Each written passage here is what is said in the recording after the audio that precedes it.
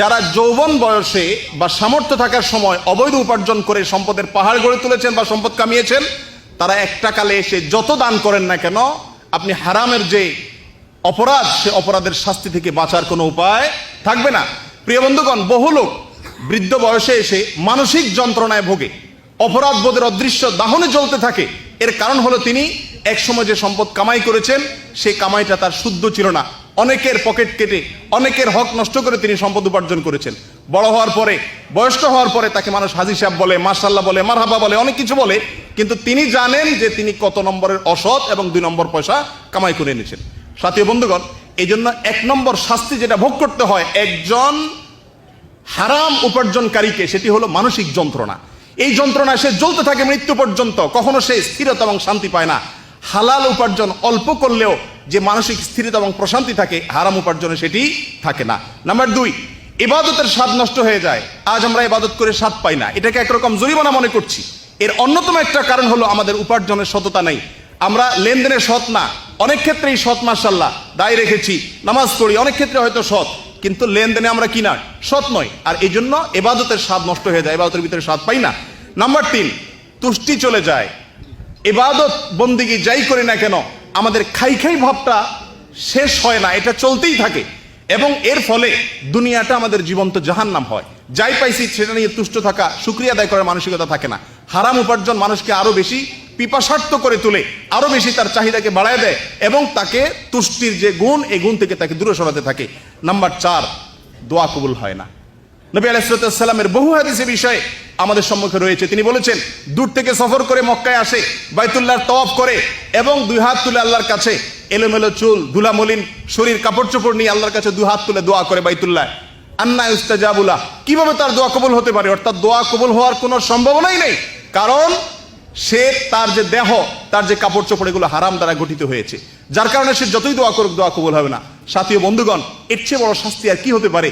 আমার যদি উপার্জনে অসততা থেকে থাকে, আমার উপার্জনে যদি 2 নম্বর ইনকাম থেকে থাকে, আমার শরীরে, আমার অ্যাকাউন্টে যদি কোনো অন্যায়ভাবে কারণ 1টি টাকাও প্রবেশ করে থাকে, তো আল্লাহর কাছে আমি কিয়ামত পর্যন্ত, মৃত্যু পর্যন্ত আমি দোয়া করব, কিন্তু আমার দোয়া কবুল হবে না।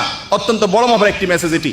নাম্বার 5, প্রিয় বন্ধুগণ, আমরা যারা অবৈধ পথে উপার্জন করি, একটি মানুষও নিজের জন্য করি না। যত মানুষ টাকা কামাইয়ের জন্য পাগল হয়ে, অস্থির হয়ে ছুটেন, তাদেরকে আপনি জিজ্ঞাসা করে দেখুন, আমি নিশ্চিত যে তারা কেউই নিজের জন্য করে না। কার জন্য করে? ছেলে মেয়ের জন্য করে, বউ বাচ্চার জন্য করে। আমি খুব শর্টে একটি মেসেজ আপনাদের দিতে চাই।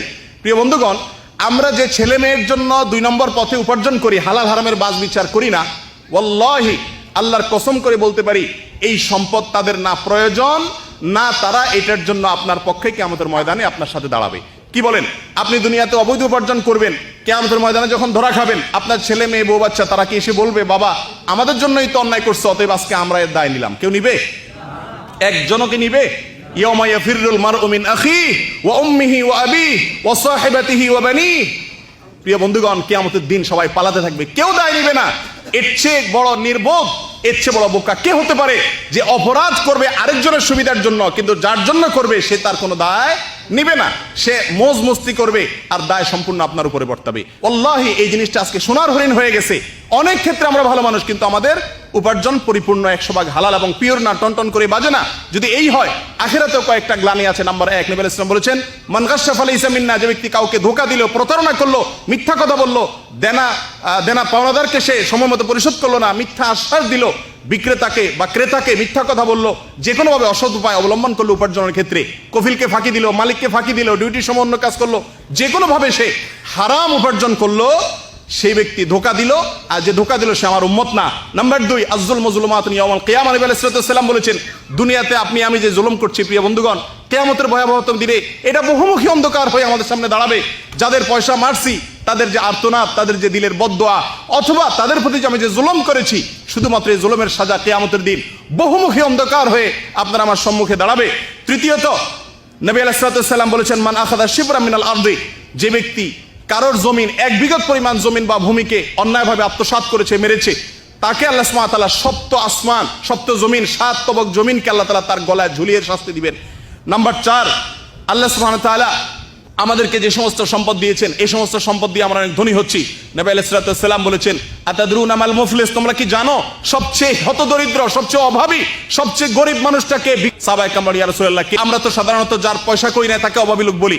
নবী আলাইহিস সালাম বলছেন, না, একটা লোক অনেক নফল নামাজ করছে, অনেক দান সদকা করছে, অনেক ওয়াজ ও নসিহত করছে, অনেক দাওয়াতি কাজ করছে, অনেক ভালো কাজ করছে, ছেলে মেয়েকে দিনদার বানাইছে, মসজিদ মাদ্রাসা করছে, অনেক কিছু করছে, দিনভর ওয়াজ শুনছে, মাহফিল শুনছে, কিন্তু তার উপার্জন সৎ ছিল না, উল্টা পথে ইনকাম করতো, সেটা অল্প হোক আর ব্যস্ত হোক, বেশ হোক। এই ব্যক্তি কিয়ামতের দিন কারোর প্রতি জুলুম করছে, কাউকে গালি দিছে, কারোর হক মারছে, কারোর টাকা মারছে, এই হকগুলা দিতে দিতে তার সমস্ত সওয়াব যেগুলো সে দুনিয়া থেকে নিয়ে গেছে মানুষকে দিয়ে দিবে, এবং সে রিক্ত হস্ত এবং ভিখারি হয়ে যাবে কিয়ামতের ময়দানে। এর চাইতে বড় অভাবী লোক আর কে হতে পারে? সম্মানিত ভাইরা, এটা শুধুমাত্র উপার্জনে অসততার কারণে হবে। উপার্জনে যদি আমরা অসৎ থাকি, তাহলে আল্লাহর রাস্তায় যুদ্ধ করে যদি আপনি নিজের জীবনকেও বিলীন করে দেন, শহীদ হয়ে যান, তবুও আপনার ক্ষমা হবে না। এক সাহাবী নবী আলাইহিস সালাম বলেছেন, ইয়া রাসূলুল্লাহ, আমি যদি আল্লাহর রাহে শুধুমাত্র আল্লাহকে সন্তুষ্ট করার জন্য যুদ্ধ করতে যাই, জিহাদ করি, আর পিছপা না হই, সামনে অগ্রসর হতে থাকি এবং জীবন দিয়ে দেই, বিলীন করে দেই শুধুমাত্র আল্লাহকে সন্তুষ্ট করার জন্য, আমার কি সব গুনাহ আল্লাহ মাফ করে দিবেন? নবী আলাইহিস সালাম বলেছেন, সব গুনাহ আল্লাহ মাফ করবেন, তবে যদি কারোর তুমি দেনাদার থাকো, কারোর কাছে তোমার যদি কোনো পাওনা থাকে, কারো পাওনা যদি তোমার কাছে থাকে, তো মনে রাখবে সেটুকু আল্লাহ সুবহানাহু ওয়া তাআলা ক্ষমা করবেন না। শহীদদের জন্য সেই সুযোগ নাই। সম্মানিত ভাইরা, কিয়ামতের দিন এভাবে ধরা খাইতে হবে, 1টি 2টি 5টি 10টি টাকার জন্য অন্যের। সম্মানিত ভাই বন্ধুগণ, সর্বশেষ কথা হলো, জান্নাতে প্রবেশের কোনো সুযোগ নাই। নবী আলাইহিস সালাম বহু হাদিসে বলেছেন, যেই দেহ হারাম দিয়ে গঠন করা হয়েছে, সে হারামটা সুদের মাধ্যমে আসুক, ঘুষের মাধ্যমে আসুক, কফিলকে মালিককে চাকরিতে ফাঁকি দিয়া হোক, 2 ঘন্টা দেরিতে গিয়া হোক, অথবা কারোর টাকা টালবাহানা করে ঘুরিয়ে ফিরিয়ে হোক, অথবা যেই কোনো উপায়ে যদি আপনি অবৈধ উপার্জন করে থাকেন, আমরা অবৈধ উপার্জন করে থাকি, সম্মানিত বন্ধুগণ, এই দেহ জান্নাতে প্রবেশ করবে না, বরং এটি জাহান্নামের উপযুক্ত।